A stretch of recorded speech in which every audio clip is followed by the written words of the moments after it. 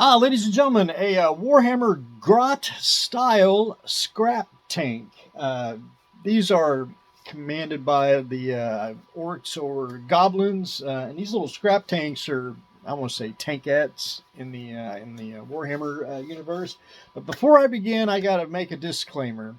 I do not play none of the games, so I don't know none of the rules, hardly any of the lore of it, and I like the modeling and the painting side of all gaming miniature Warhammer and Fallout and all them. But I do like the modeling aspect of it. So if I speak out of turn, my apologies up in advance. So the scrap tank here is a 3D printed, basically a kit. There's a gentleman that's got a different versions of scrap tanks, and I chose this style. I have no idea which one it is. It did have elongated tracks. However, there was another kit that had I want to say triangle shaped tracks. I went ahead and printed them out on an Ender 3 FDM printer, and it printed really well. I just had to clean up a little bit of the texture from the grid lines. Other than that, that was pretty simple. This kit comes with, you can change out the barrel. You can put that type of barrel in. Or if you wanted to put that type of barrel, still kind of limbo on either that one or go with my original thought here. This one I just do like, it's unique. So with that being said, I super glued all the parts on, and then I went in with styrene strip and made some brackets for hide some of the seam, the 2-hole seam, and then I put the strip in there for bedrolls and stowage. You got to have a bracket for it to hold on. Again, just some random styrene detail there. I made the exhaust out of styrene tubing, and then underneath here was a fuel tank, and then for the stowage is epoxy sculpt rolled out.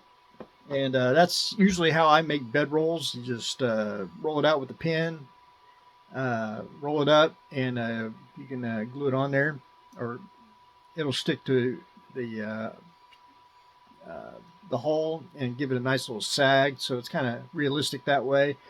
And then my fancy sculpting tool, which is Mr. Toothpick, and do some of the folds in there on the bedrolls. And I did it on the, I want to say little satchels that I put on there. And no tank can be without a tarp. And I did the same thing like I did with the bedrolls. I took a epoxy sculpt, cut out a square, and draped it on there. And it'll sag, and you can push it down with your high-tech sculpting tool and make folds in there.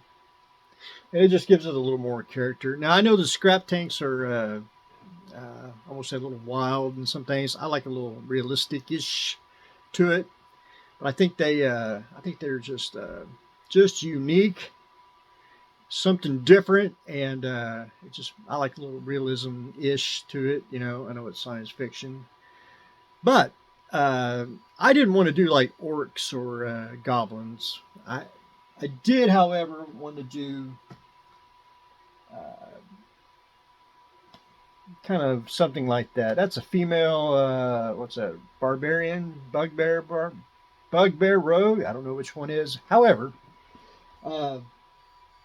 these are the D&Ds. Again, my apologies for matching the lore here, but I got into I like the figures of these little D&D figures, and I wanted to put the barbarian ogre girl as a tanker.